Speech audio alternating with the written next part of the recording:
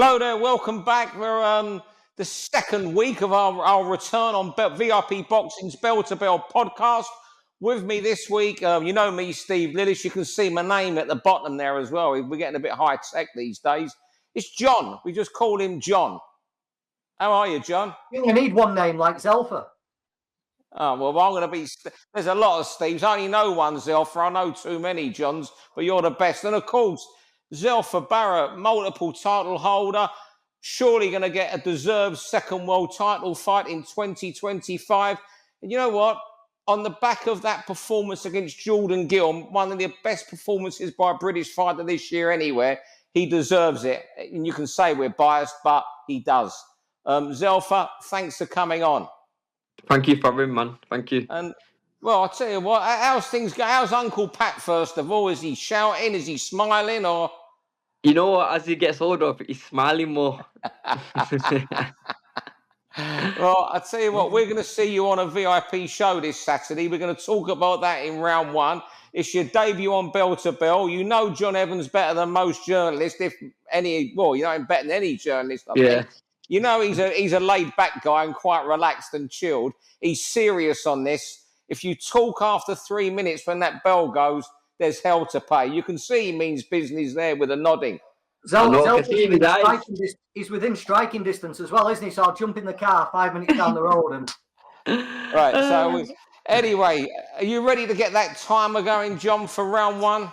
Yeah, let's go. Hang on. Away we go. Oh, it's just all about Saturday. And Zelfa, you know, you're back at Bolton before, live on the Boxing News app on a VIP show.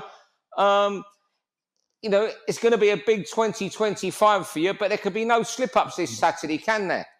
No. You know, we take every fight like it's a world title fight. You know, we respect my opponent, tough Mexican guy. So, you know, he's not coming to lie down. He's coming to fight and win. So I'm there to do what I do best.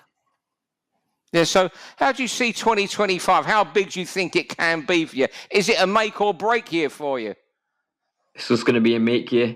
I believe I'll be a world champion. You know, I've been there nearly, you know, so I know what it takes. I've got the ability. I feel like I'm in my prime now. So anyone at 130, it doesn't matter who it is. It can be Kakacha, you know, it can be Lamont Roach. It can be Navarrete, who's fighting Oscar Valdez. It can be Foster. It can be any of them. Like, I believe in myself, you know, and I've shown what I can do under, 4-week notice, fighting for a world title, you know. So when I get the right shake, you know, I believe I'll beat anybody. Yeah, Zelf, we spoke about this last week, didn't we? You won that world title eliminator in April, and you think if you weren't as good as you are, somebody would have taken you as a voluntary defence, wouldn't they? Because they would have looked at your name, looked at your record and thought, I'll fight Zelfa, it's a nice defence. But you think they know how good you are, and that's actually stopping people getting you in the ring, isn't it? Yeah, of course. You know, start off with someone localish, like Kakachi, man. He's a good fighter, but he's got his end up because I thought Joe was going to beat him. So he's got some sort of issue with that, which is... Everyone's allowed an opinion, but I think that's because he don't want to fight me. You know, all I can do is just keep knocking down the doors and keep winning. You know, if I wasn't as good as I am, but I'm at this bit where I am in my career, maybe people will want to fight me. But you know, I'm a dangerous guy. I'm a dangerous opponent. I believe I can do everything in the ring. So you know, I'm a nightmare for trainers. Do you still have the same enthusiasm for the sport as the first day you turned pro? Yeah, of course. I love the sport. I was with John the other day. I was on the pads and I was talking through certain little things that I like to do and what I do. And yeah, man, I love the sport. No, of boxing, I mean, in a sense, you've been doing this a pro now. What is it, 10, 12 years a pro years. now? It's mad, isn't it, that you know that you keep up that same level and same desire and ambition. Yeah, of course. You know, what I've learnt with boxing is it's not how much you have or what you don't have. It's how hungry you are, and you can be so hungry. You need to win. That hunger just. But is the round done? round two, you're going to lead us off. The return of Manchester boxing. I mean, boxing's coming back to the arena. There's loads of small hall shows. You're on a show in Bolton this Saturday. How good is Manchester boxing at the moment? It's booming now. Manchester boxing's booming. You know, I've just seen that Pat Brown Simon Matchroom. You know, there's a few up there that we can do a great Manchester show. Jack Catterwell, myself, William Crawler. We've got Gomez, Pat Brown. It's growing, man. And there's some good fighters up and coming. So it's growing. It's getting back to the old days. Yeah, it's going crazy, isn't it? When you think like you just mentioned the DAZN boxers, Zelfa, but if you look on Frank's show, we've got Rafferty, you've got Zach Miller, British titles, Tom Rafferty, yeah. So it's all picking up. But Pat Brown coming would mean that they're going to try and build his fan base in Manchester, wouldn't it? So we've got a big new arena, we've got an Olympian high profile, but you and Lyndon are the most highly ranked British fighters. This has got to be an opportunity, Zelfa, hasn't it? You should be topping these cards, and Pat can come along in your weight now. This might be the signing that kicks down the doors for you. Yeah, maybe, man. I hope it is. I'm competitive, so I believe I'm the best in Manchester. One of the best in England. One of the best in Britain. One of the best in the world. So, it'd be good to headline there and the guys coming behind me. But we only can wait and see. It doesn't matter where the world title is, as long as I just get it and I've accomplished my dream, what I wanted to accomplish, then it don't matter. What's interesting, what you said there, but you mentioned Pat Brown, and maybe obviously there's all the guys around him and stuff, who are above him, yourself and Lyndon, who can headline these big arenas while Pat's breaking through. But you can tell Matchroom are throwing it at him. They sent out a media invite today, an evening with Pat Brown they're launching this week somewhere, I think at a bar in Ancoats tomorrow. So it shows what their plans are. But you know what? I think the fight that might escape what we've escaped us so far that could happen early in the new year, we could have an all-Manchester British title fight, Kane Gardner and Jack Rafferty, providing Kane comes through against Rhys McMillan in his Central Area title fight. Is that would that be made? Do you think so? If Kane wins...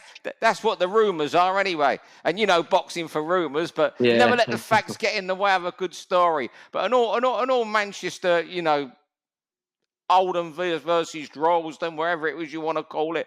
They live about 6 miles apart. What a great night that would be. Good fight, good fight. They're both hungry, and I believe that the tickets to be sold as well. John, round 3, Cameron Vuong.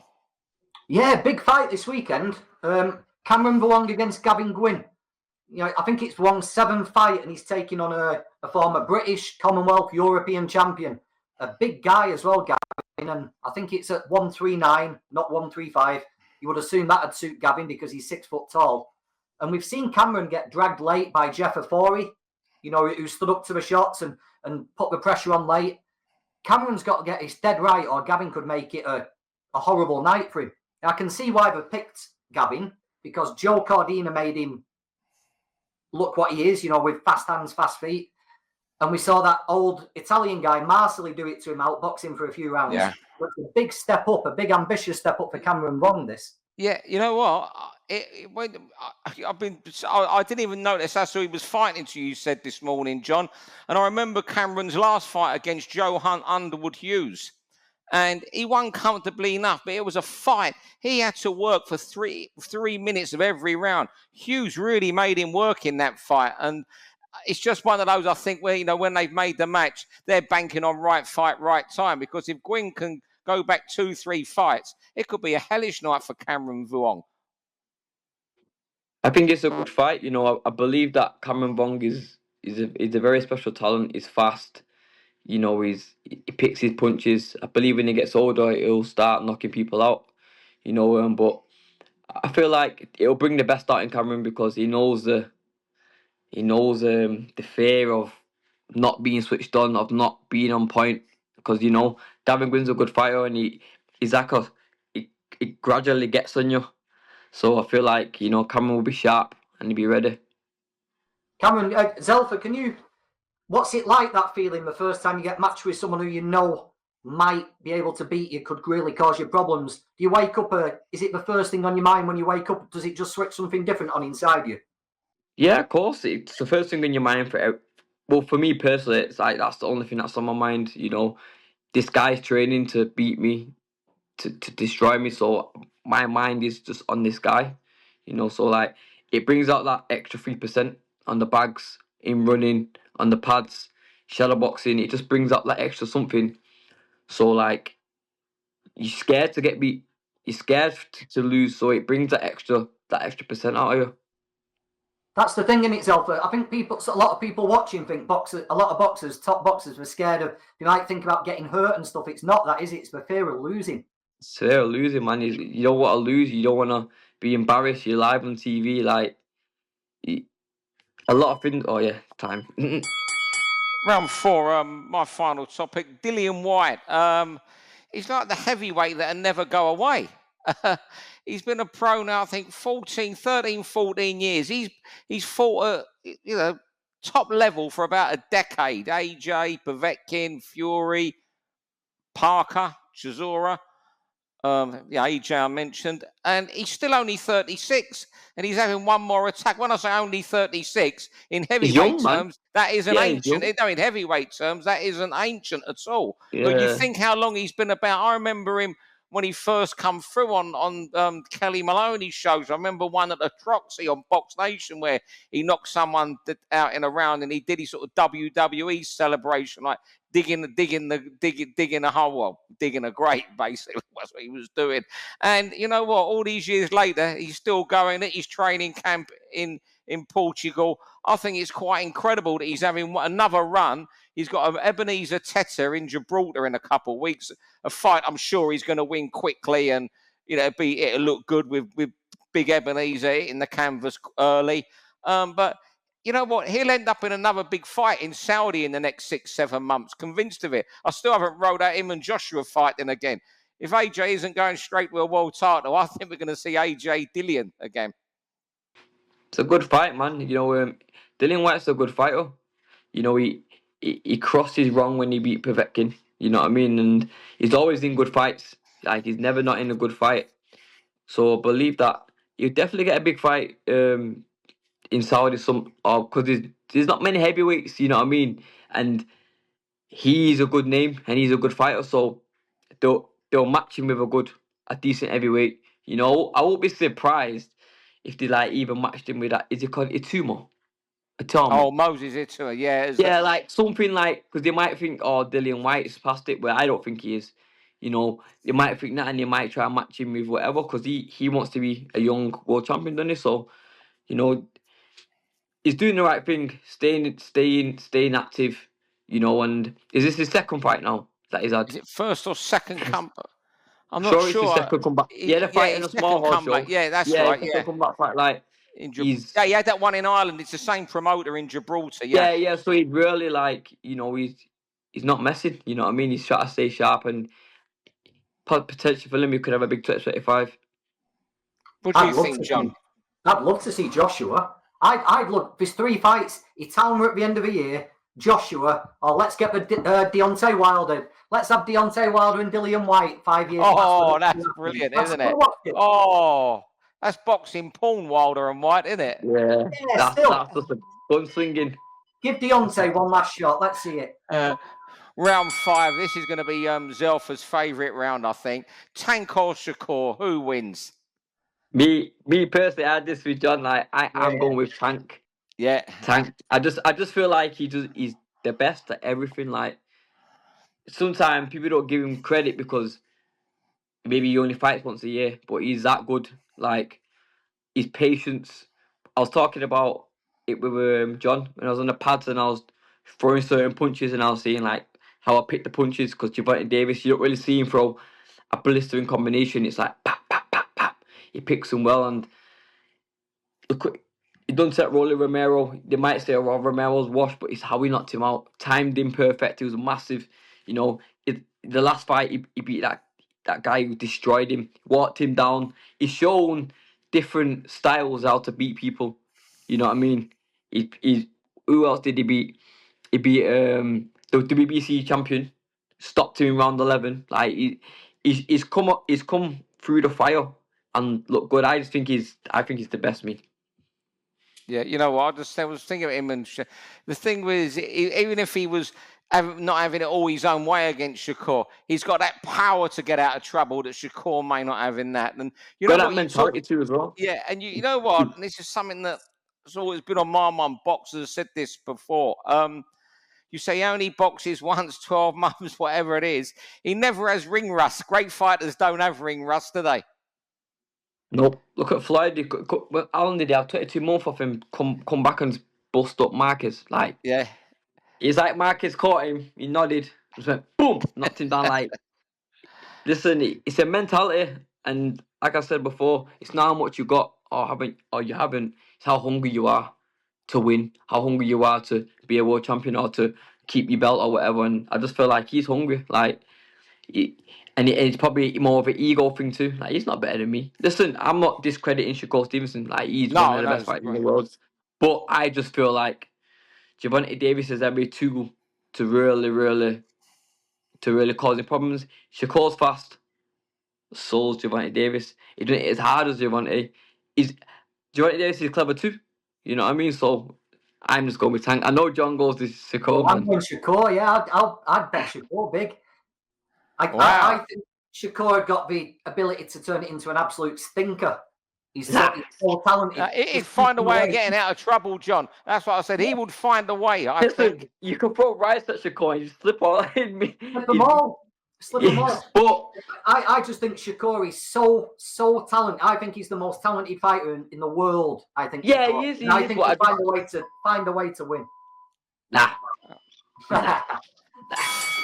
Final round. This is John's second choice. While Zelfa's doing some damage in Bolton, at the same time, Sonny Edwards and Galal Yaffa will be at it in Birmingham. John, take us away. Yeah. Like we said with Cameron Bong taking a big step up with Gavin Gwyn. Galal Yaffa, I think he's jumping up a lot of levels here to fight Sonny. You know, Sonny has been there, done it, worn my t-shirt, designed my t-shirt, and done everything, hasn't he? And not plastic too. He just got beat off an elite. Yeah. Like it's no shame. No shame at getting beat off him. You know what I mean? Yeah. And when you look at the people Sonny's beat in the past, it's been he can make aggressive fighters look silly. You know, he's so good. His feet are so good. He's so clever. Galal Yafai, I know people are raving about him. I mean, great Olympian. But I don't think he's really shown it yet as a pro. You know, he's been fighting these tough Mexicans, but he's had a couple of hard nights' work. And I just think this is a massive step up. And if Sonny's still Sonny, I think he should be like an overwhelming favourite to win this. Yeah, I was looking at that. He's just a slight favourite. He is the favourite. I think he was like 4-6, 4-7. I can't remember. So he wasn't, favourite. Certainly wasn't overwhelming. But I like him big in this fight. I think by the time you get the fight night, him and his brother Charlie would have been at it all week with the Yaffais in a press conference. And it could be down to who holds their nerve when the bell goes. And I tell you what, Sonny will hold his nerve when the bell goes and it matters, like good fighters do. And it's only very, very, when he lost, it was to a great fighter. I like him a lot in this fight. What I mean? You got beat off an elite fighter, so it's okay. You know what I mean? Like, when his comeback fight, he beat a guy who wasn't rubbish. So like, Sonny's my friend, innit? I just believe he'll show levels there. Like you said, Galal's not really proving really anything. Don't get me wrong, he's a good fighter and he can get to that level, but I just feel like it might be a bit too soon, And listen, sparring, you can spar many rounds, you can have tight spars. That's only sparring. Be dieting. You might have done something hard the day before. Like, if you're in camp, fighting and sparring are two totally different kind of things. Like, you got little gloves on. The timing's different. You're fresh. So he's had close bars with Sonny, but I just believe that Sonny will prevail, man. He feels like his back's against the wall, I feel like, so he's like, nah, I'll show this guy. Yeah. That's when Sonny's at his best. Can you imagine your first step up into world class being Sonny Edwards? Jesus, you've got a full week of it, haven't you? He's on you all week. He's got 12 horrendous rounds as well. He'll be terrorising them all week, I'm telling you. Like, Come here. There we go. Blimey, that 18 minutes. It That was flew fast, through. man. Flies by. Fast. We don't keep you on here for long. We don't sit you keeping there for 2 hours and you can't get back to your gaming with Lerone Richards and whoever you're bashing tonight on FIFA.